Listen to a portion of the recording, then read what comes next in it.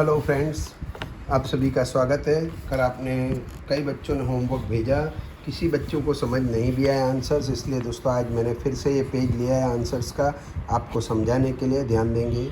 पहला ही जो यहाँ पर तीसरे नंबर का वाक्य, इंडिया इज वन ऑफ। अब हमको इसका आंसर सोचना चाहिए। अब इसमें नीचे लिखा है वही आंसर ज़रूरी नहीं है। मैंने आपको जैसा कि कल कहा था, हर बच्चे का उत्तर अलग अलग हो सकता है। मान लीजिए मैंने बोला कि भारत एक बहुत ही बड़ा क्या है, तो बहुत ही बड़ा देश है। मान लीजिए वन ऑफ द बिगेस्ट, तो भारत क्या एक देश है। तो वाक्य अपने को यहाँ पर इसका पूरा बनाएंगे। तब कैसे बनेगा दोस्तों कि India is one of the biggest countries of the world, ऐसा भी बना सकते हैं। इसने लार्जेस्ट लिखा है, हम बिगेस्ट लिखे, उसमें क्या है। अब यहाँ पर अगला एक और देख लें, इंडिया इज लार्जर। अब आगे नहीं लिखा है तो मुझे मालूम पड़ेगा कंपैरेटिव डिग्री है, तो मुझे ER लिखा है इसलिए कंपैरेटिव डिग्री हो गई। देन मोस्ट अदर क्या है, तो देश है, तो देन मोस्ट अदर कंट्रीज। अगला वाक्य है वेरी फ्यू कंट्रीज। तीसरा वाक्य दोस्तों यहाँ पर वेरी फ्यू कंट्रीज, तो ऐसा मैंने एक वाक्य आपको बनाया था कि बहुत ही कम देश कैसे हैं। तो ज़रूरी नहीं है इसमें भारत की ही तुलना करें, और किसी से कर दे, अमेरिका की कर दे कि इतने अमीर है जितने कि अमेरिका। तो very few countries positive degree हो गई। वेरी फ्यू समूह आ गया, are as rich as America, सब बना सकते हैं। यहाँ दोस्तों पहला वाक्य वेरी फ्यू बर्ड्स, तो किसी भी पक्षी से आपको इसकी तुलना करनी है। किसी ने लिखा है दोस्तों एनिमल, क्या नाम लिख दिया, एलिफेंट लिख दिया। अब बड़ा एलिफेंट थोड़ी ऐसा लिखा है कुछ ने कि very few birds are as big as elephant.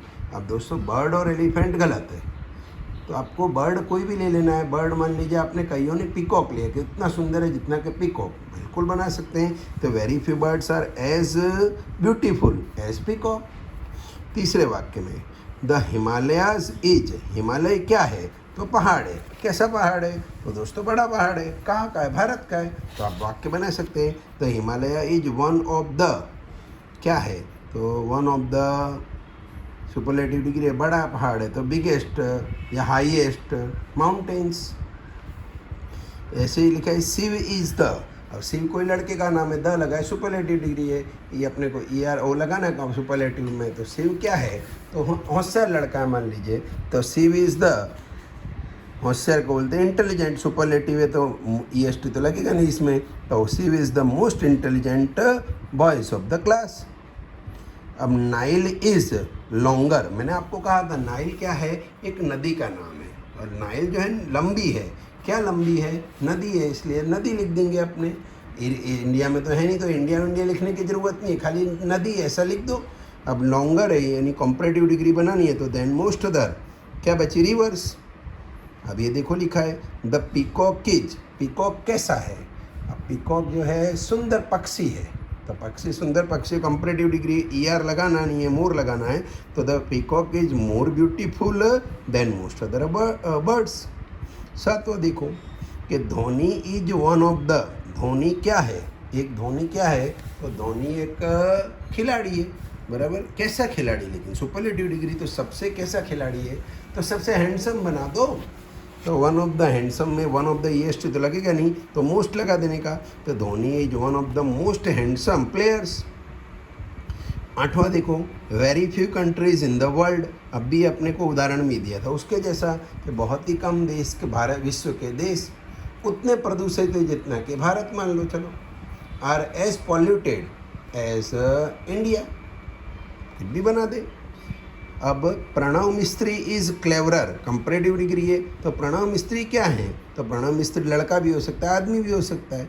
Cleverer in comparative, तो ER तो लगाए, तो देन मोस्ट अदर लगा देंगे। तो Pranav Mistry is cleverer than most other persons.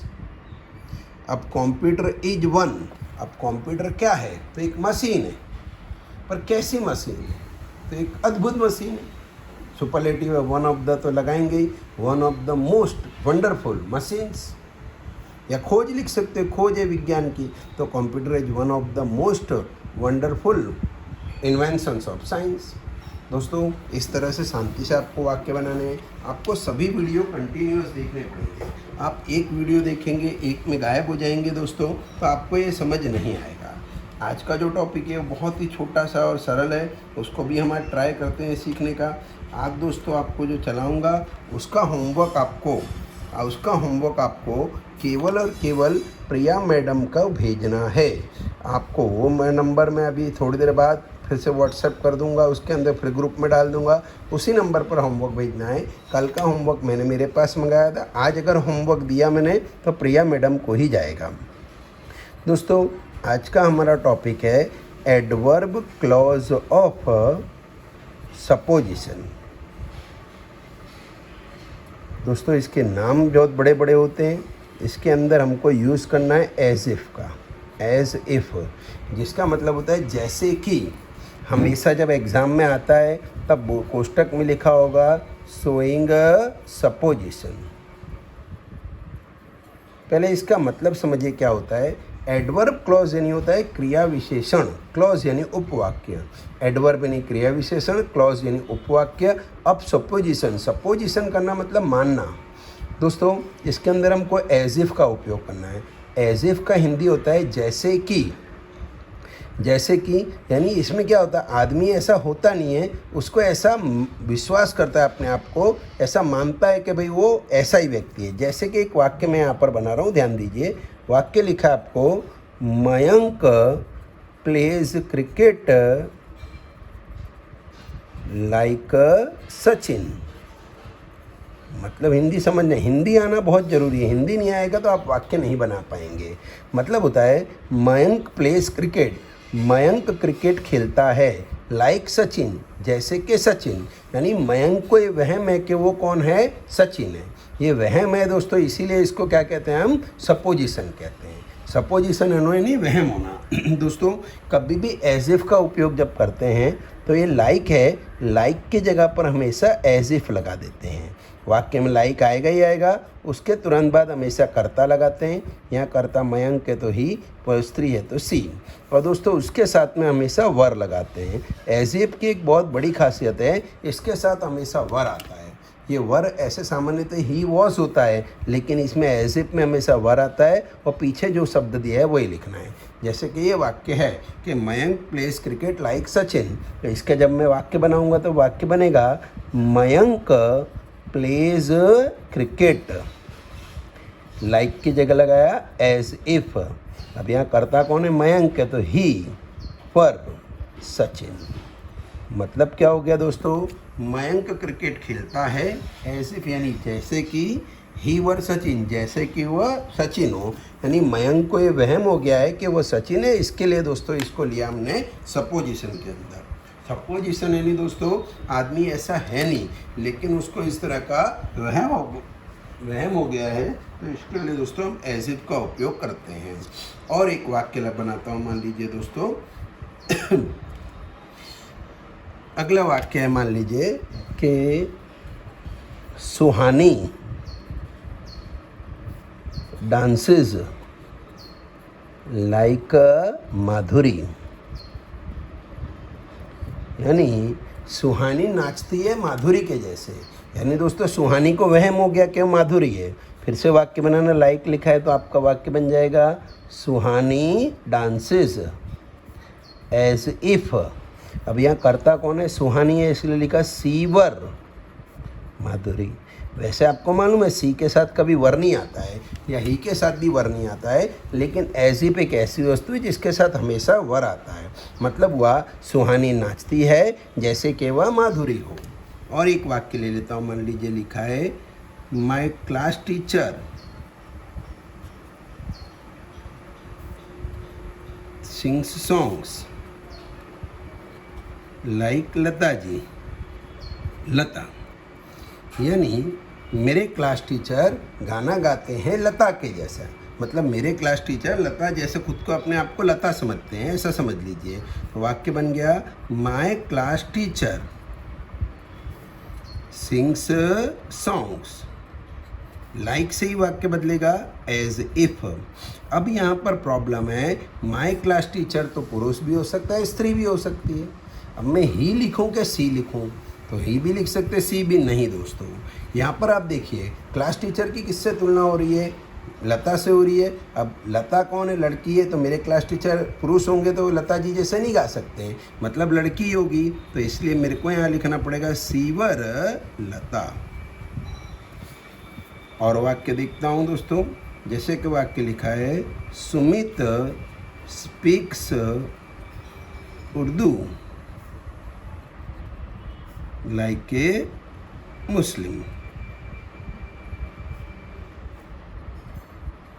यानी सुमित जो है उर्दू बोलता है एक मुस्लिम की तरह। जैसे एक मुस्लिम व्यक्ति हो तो वो कितनी अच्छी उर्दू बोलेगा, बस वैसे सुमित बोलता है। अब सुमित तो हिंदू है, तो मुस्लिम फिर भी उर्दू बोल लेता है, मतलब उसकी खासियत है, तो वो अपने आप को मुस्लिम समझ रहा है। तो इसलिए हमको कैसे वाक्य बनाना है, Sumit speaks Urdu as if, तो सुमित तो ही वर ए मुस्लिम। और वाक्य देखते हैं। मान लीजिए लिखा है, स्नेहा प्रिपेयर्स पाव भाजी लाइक एन एक्सपर्ट कुक। यानी स्नेहा जो है पाव भाजी बनाती है एक एक्सपर्ट कुक की तरह। एक एक्सपर्ट अपने दुकान पे जाते हैं, कितनी अच्छी पाव भाजी होती है, बस वैसे ही स्नेहा बनाती है। तो अब इसका वाक्य कैसे बनाएंगे, तो मैं आप डायरेक्ट बोल रहा हूँ कि स्नेहा प्रिपेयर्स पाव भाजी।